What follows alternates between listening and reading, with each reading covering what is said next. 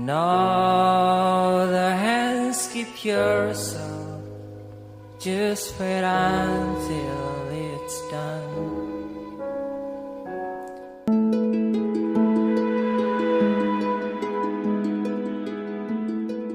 In audio. Kaligandu ialah salah satu kelurahan yang berada di Kecamatan Serang. Kelurahan Kaligandu terletak di Jalan Warung Jaut nomor 8, Kecamatan Serang, Kota Serang, Banten.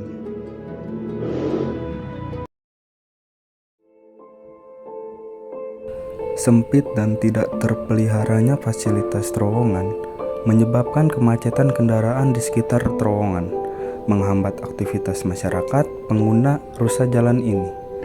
Genangan air, jalan raya yang berlubang, lampu lalu lintas yang tidak berfungsi, dan pos petugas yang tak terisi menambah cerminan berantakannya tata kelola fasilitas publik di Kota Serang.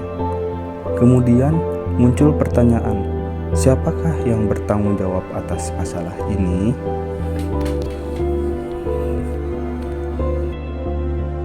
Masalah ini merupakan tanggung jawab pemerintah kota dan pihak pengelola jalan tol, di mana dua latar belakang masalah pada pembahasan ini. Pertama, masalah terowongan, dan kedua, masalah jalan raya. Renovasi terowongan di kawasan kota melibatkan berbagai pihak yang bertanggung jawab berdasarkan tingkat kewenangan dan perannya. Berikut adalah pihak-pihak yang biasanya bertanggung jawab. Yang pertama ada pemerintah daerah. Pemerintah kota atau kabupaten bertanggung jawab atas renovasi terowongan yang berada di bawah kewenangan mereka, seperti terowongan jalan kota dan jalan kabupaten. Menyediakan anggaran dari anggaran pendapatan dan belanja daerah atau APBD. Melakukan koordinasi dengan instansi terkait untuk pelaksanaan renovasi. Kemudian dari pemerintah daerah ada Dinas Pekerjaan Umum dan Penata Ruang (PUPR) daerah yang bertugas merancang, mengawasi, dan melaksanakan renovasi terowongan di kawasan kota. Bertanggung jawab terhadap pemeliharaan rutin dan keselamatan struktur. Selanjutnya dari pemerintah pusat. Pemerintah pusat bertanggung jawab atas renovasi terowongan pada jalan nasional yang melewati kawasan kota, termasuk jalan tol yang merupakan bagian dari jaringan infrastruktur nasional. Yang kedua, menetapkan standar teknis dan keselamatan yang harus dipatuhi selama renovasi. Kemudian dari pemerintah pusat, ada juga Kementerian Perhubungan, berperan dalam mengawasi fasilitas transportasi di terowongan, seperti sistem pencahayaan, ventilasi, rambu lalu lintas, dan jalur darat. Yang ketiga, tanggung jawab pengelola jalan tol atau Badan Usaha Jalan Tol (BUJT). Jika terowongan berada di jalur tol, renovasi menjadi tanggung jawab BUJT yang mengelola jalan tol tersebut. Contoh PT Jasa Marga atau perusahaan swasta pengelola jalan tol. Kemudian menggunakan dana pemeliharaan jalan tol dari pendapatan tol atau alokasi khusus. Renovasi terowongan memerlukan koordinasi antara pemerintah pusat, daerah, pengelola infrastruktur, dan masyarakat. Setiap pihak memiliki peran strategis untuk memastikan renovasi berjalan sesuai standar teknis, keselamatan, dan kebutuhan pengguna. Kemudian peran masyarakat juga harus ikut andil dalam melaporkan kerusakan atau kondisi terowongan yang memerlukan renovasi melalui mekanisme pengaduan publik seperti layanan aspirasi di pemerintah daerah. Hubungan peran pemerintah dengan renovasi terowongan jalan raya sangat erat karena pemerintah memiliki tanggung jawab sebagai penyelenggara utama pembangunan infrastruktur dan pemeliharaannya. Renovasi terowongan jalan raya melibatkan beberapa aspek seperti penganggaran, pengawasan, dan pelaksanaan yang dikoordinasikan oleh berbagai instansi pemerintah. Kepekaan dan kontrol problem masyarakat tentunya harus direspon oleh pemerintah dengan pendekatan-pendekatan pemerintahan modern yang telah kita kenal dengan New Public Service. Pemerintah pada era modern tidak hanya terfokus terhadap pelaksanaan birokrasi yang efektif dan efisien, melainkan harus sensitif terhadap gejala masalah sosial yang ada pada lingkungan masyarakat. Tindakan pemerintah terhadap masalah sosial yang ada diharapkan dapat menyelesaikan problematika dan menjalankan peran maupun cerminan pemerintah yang aktif dan tidak menonton. Sistem administrasi negara menjelaskan bahwa tindakan pemerintah merupakan buah hukum administrasi negara. Dalam konteks hukum administrasi negara, perbuatan dan tindakan pemerintah mengacu pada segala aktivitas yang dilakukan oleh pejabat atau badan pemerintahan dalam melaksanakan fungsi pemerintahan. Perbuatan ini bertujuan untuk memenuhi kebutuhan masyarakat, menjalankan kebijakan atau memastikan kelangsungan pemerintahan. Perbuatan pemerintah dapat dibedakan menjadi beberapa jenis berdasarkan sifatnya, bentuknya, dan dampaknya. Bagian A. Adanya perbuatan pemerintah berdasarkan sifatnya. Pertama, perbuatan hukum. Perbuatan yang memiliki akibat hukum dan bertujuan untuk menciptakan, mengubah, atau menghapuskan hak dan kewajiban. Contoh, poin pertama, penerbitan izin usaha. Poin kedua, pengadaan tanah untuk kepentingan umum. Poin ketiga, pembuatan kontrak kerjasama dengan pihak swasta. Poin keempat, perbuatan fakta atau faktual. Perbuatan yang tidak memiliki akibat hukum langsung tetapi berdampak pada kondisi fisik atau sosial masyarakat. Misalnya, seperti melakukan pembangunan infrastruktur dan menyalurkan bantuan sosial. Bagian B.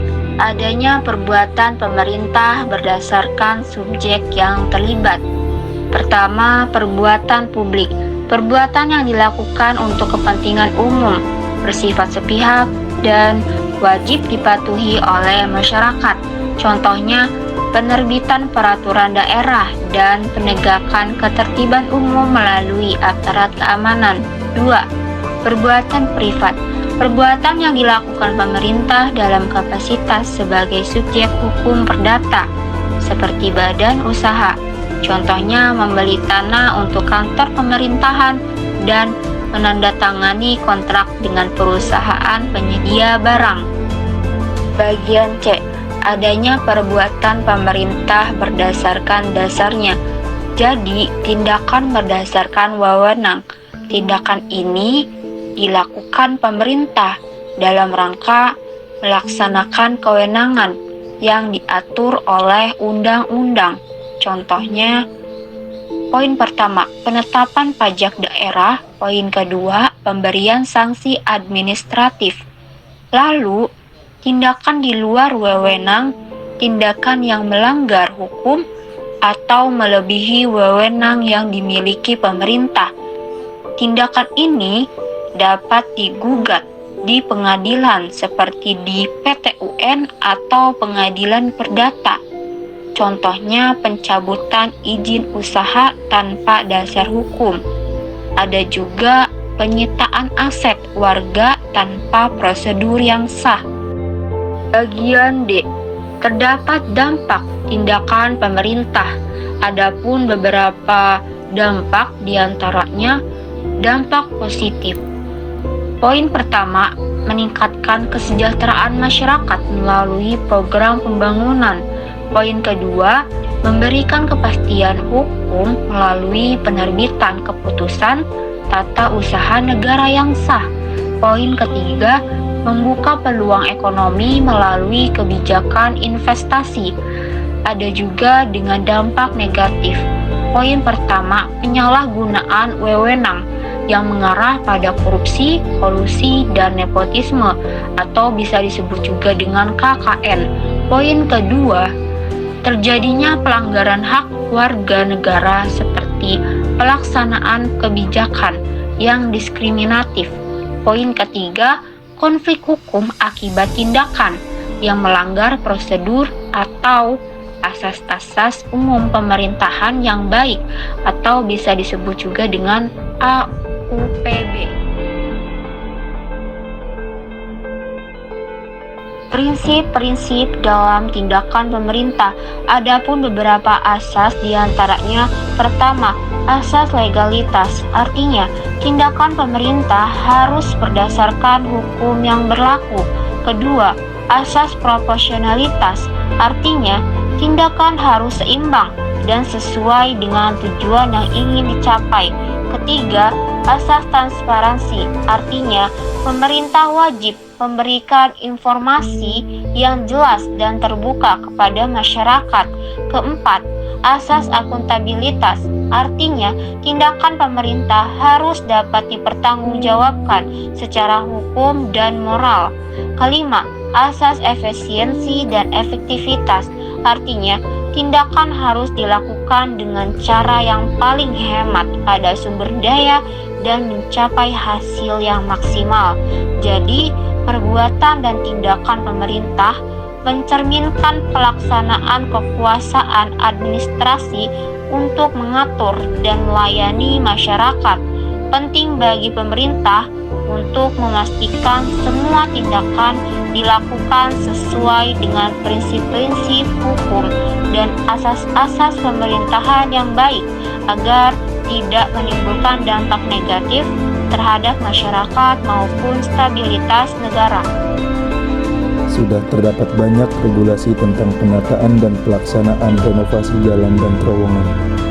Tinggal bagaimana peran pemerintahnya saja, responsif atau tidak, melihat masalah atau tidak. Karena pada penjelasan sebelumnya, pemerintah modern harus memiliki kepekaan dan respons terhadap masalah-masalah yang ada dan menjalankan tugasnya sebagai pengawas dan pelaksana amanat rakyat. Masyarakat pun harus berkewajiban mengadu kepada pemerintah tentang masalah-masalah yang ada demi kepentingan dan keberlangsungan bersama. Dengan ini kami meminta agar pemerintah lebih agresif menangani masalah kesemrautan terowongan Kaligandu dan mencari jalan solusi yang efektif dan efisien demi menciptakan kenyamanan, keamanan, dan kesejahteraan masyarakat dan mewujudkan Serang Madani.